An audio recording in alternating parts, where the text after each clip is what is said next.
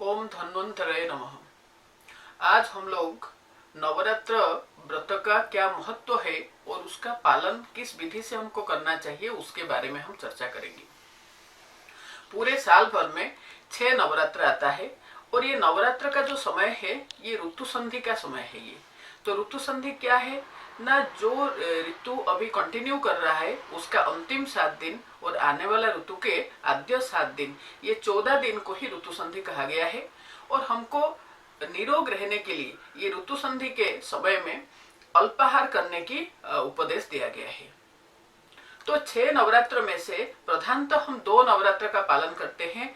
एक है शारदीय नवरात्र जो कि अक्टूबर नवंबर में आता है और दूसरा है वासंतिक नवरात्र जो कि कल से लेके 21 तारीख तक वो रहेगा। जो शारदीय नवरात्र है तो उस समय स्वभावतः शरीर में पित्त के आधिक्य होता है, पित्त प्रकोपित होता है। तो इस वजह से पित्त आधिक्य जन्य विकृतियां उत्पन्न होने की संभावना रहती है। तो वो पित्त को शमन करने के लिए शारदीय नवरात्र को पालन करने के लिए कहा गया है। लेकिन कल से जो नवरात्र शुरू होने वाला है उसको हम वासंतीय नवरात्र कहेंगे। बसंत ऋतु में हमारे शरीर में स्वभावतः कफ की आधिक्य होती है। तो कफ की आधिक्य होने के कारण अग्निमंद हो जाता है, शरीर का जो पाचन शक्ति है वो दुर्बल हो जाता है और कफाधिक्य के कारण शरीर में स्रोतस भी अवरोध होने लगते हैं, जिस वजह से सिर दर्द होना, नाक से पानी आना, काश श्वास आदि ये सारे विकार और शरीर में गुरुता, तो ये सब उत्पन्न होता है वसंत ऋतु में। तो इसलिए हमको स्वस्थ रहने के लिए ये नवरात्र का पालन करना चाहिए। जब हम आयुर्वेद चिकित्सा की बात करते हैं तो आचार्य चरक ने बताए 3 प्रकार की चिकित्सा है और उसमें जो सबसे पहला चिकित्सा है वो है दैव विपाश्रय चिकित्सा। और ये दैव विपाश्रय चिकित्सा क्या है ना, हम देवताओं को आश्रित करके चिकित्सा करते हैं, देवता प्रसन्न होने से हम स्वस्थ रहेंगे। और इस चिकित्सा के अंतर्गत है उपवास आदि।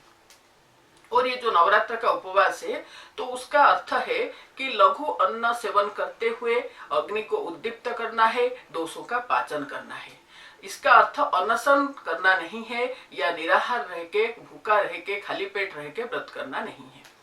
ठीक है, तो अब हम चर्चा करेंगे कि नवरात्र व्रत का हम पालन कैसे करें। तो सबसे पहली बात है कि जब हम सुबह उठते हैं तो वो समय कौन सा होना चाहिए।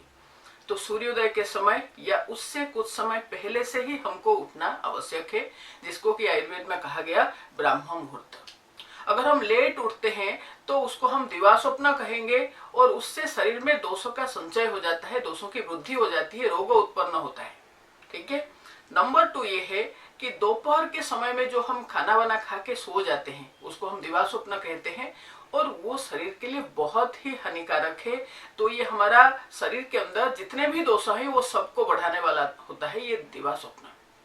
तो इसलिए नवरात्र विधि व्रत पालन करते समय हमको दिवास्वप्न बिल्कुल भी नहीं करना है।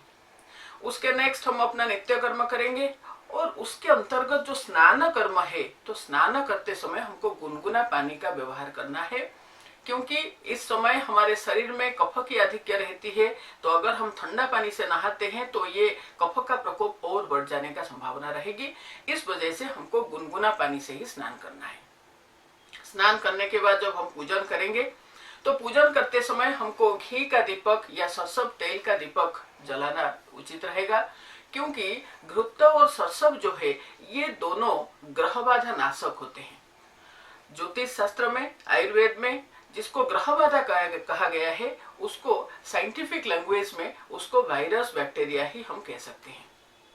तो घृत और तैल का जो सरसव तेल का जो प्रभाव है वो ग्रह बाधा नाशक है। इसलिए नवरात्र के समय में जो अखंड ज्योत हम जला के रखते हैं तो वो घृत या सरसव तेल से होगा, तो ये हमारे परिवार के लिए बहुत मंगलदायक होगा।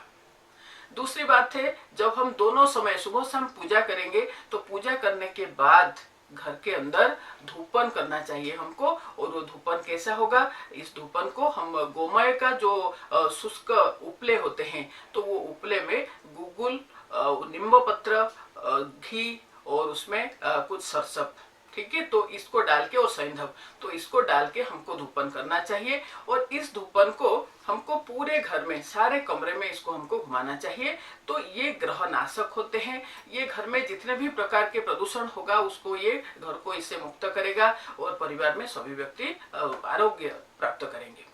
तो इसलिए इसका व्यवहार हमको करना चाहिए। और ये नवरात्र के साथ साथ ये समय जो है वो कोरोना से ग्रसित है।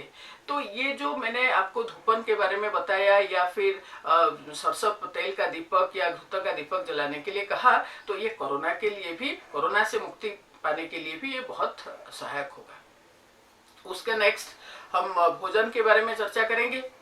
तो भोजन करते समय हम देखेंगे कि हमको किस किस चीज को नहीं लेना है और किस किस चीज को लेना है। सबसे पहली बात तो बहुत से लोग व्रत के समय में बार बार मीठा शरबत लेते हैं। तो ये मीठा शरबत जो है ये शरीर में कफ को और बढ़ा देता है। तो इसलिए हमको मीठा शरबत को इस समय अवॉइड करना चाहिए। अगर हम लेते हैं तो थोड़ा बहुत हमको 1-2 बार ले सकते हैं और उस समय हमको चीनी के जगह पे मिश्री का प्रयोग करना चाहिए। दूसरी बात है कि लोग बाग बहुत से फ्रूट शेक पीते हैं, दूध में फल को पीस के उसमें चीनी डाल के उसमें बर्फ वगैरह डाल के पीते हैं। तो ये इसको आयुर्वेद में संयोग विरुद्ध आहार कहा गया है। ठीक है, तो इसको दूध को कोई भी फल के साथ लेना इसको विरुद्ध बताया गया है।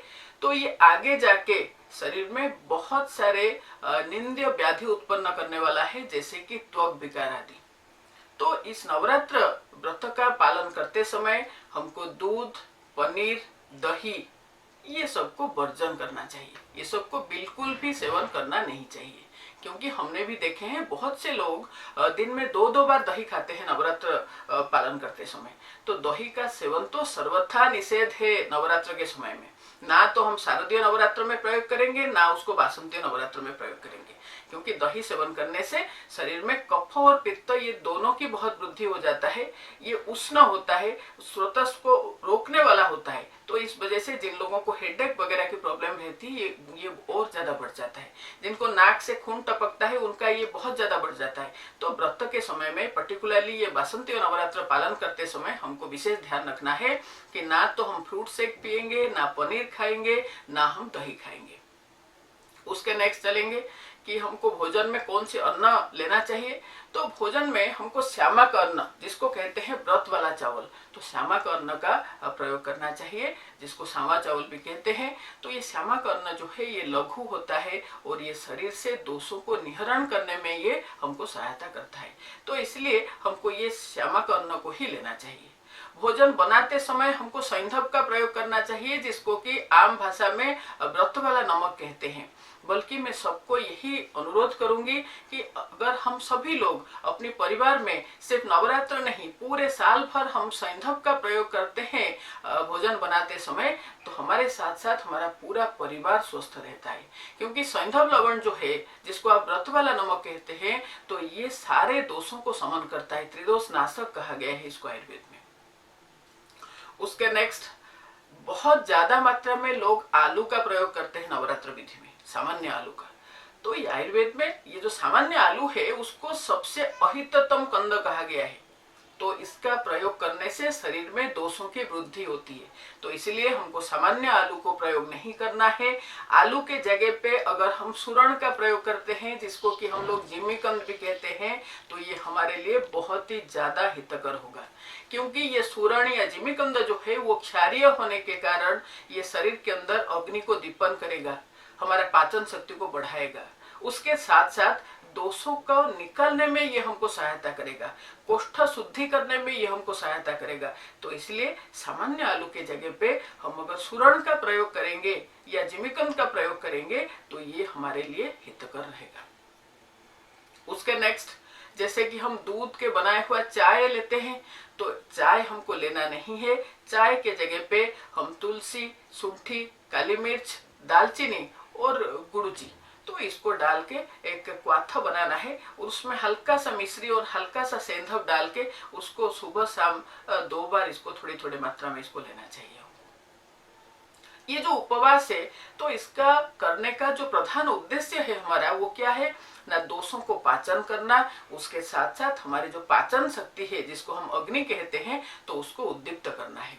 तो इसलिए शाम को भोजन करने के बाद 2 घंटे बाद सोने से पहले हमको हरित की चूर्ण, जिसको हम हरड़ कहते हैं हिंदी में, तो हरड़ का चूर्ण या फिर त्रिफला चूर्ण को अपने अग्नि बल के अनुसार, अपने शरीर का बल के अनुसार अगर हम उसको गुनगुना पानी के साथ लेते हैं तो ये हमारा कोष्ठ शुद्धि करने में और हमारा अग्निदीपन करने में ये सहायता करेगा। और उसके साथ साथ हमको ये विशेष ध्यान रखना है कि हमको कौन कौन सी फ्रूट्स लेना चाहिए और क्या नहीं लेना चाहिए, क्योंकि फलाहार करते हैं इसमें व्रत में। तो फ्रूट्स के अंदर हमको अनार लेना है, आंवला लेना है, द्राक्षा लेना है, अंजीर लेना है और पपीता लेना है। ये 5 चीज जो है, तो ये 5 और एप्पल लेना है। तो ये 6 फ्रूट्स जो है इसको लेना है। फिर से मैं आपको बता रही हूँ, एप्पल लेना है, अनार लेना है, आंवला खाना है, द्राक्षा खाना है, उसके साथ साथ अंजीर का सेवन करेंगे और पपीता का सेवन करेंगे। तो क्या नहीं करेंगे, केला बिल्कुल भी नहीं खाना है, जिसको हम कस्टर्ड एप्पल कहते हैं या शरीफा कहते हैं, उसको बिल्कुल सेवन नहीं करना है। तीसरा चीकू। तो ये 3 सेवन करने से ये कफों को और ज्यादा बढ़ाएगा। ये बहुत ज्यादा कफवर्धक फ्रूट्स होते हैं, तो इनका सेवन हम बिल्कुल भी नहीं करेंगे। ठीक है। उसके साथ साथ हमको जो रात्रि में जो सोने का समय है उसको पालन करना है कि हमको 9 बजे तक हमको सो जाना है। ठीक है। और ये जो नवरात्र विधि है, नवरात्र व्रत है, इसको अगर हम विधिवत पालन करते हैं तो उससे हमको आध्यात्मिक लाभ के साथ साथ शारीरिक और मानसिक स्वस्थावस्था की प्राप्ति होती है। धन्यवाद।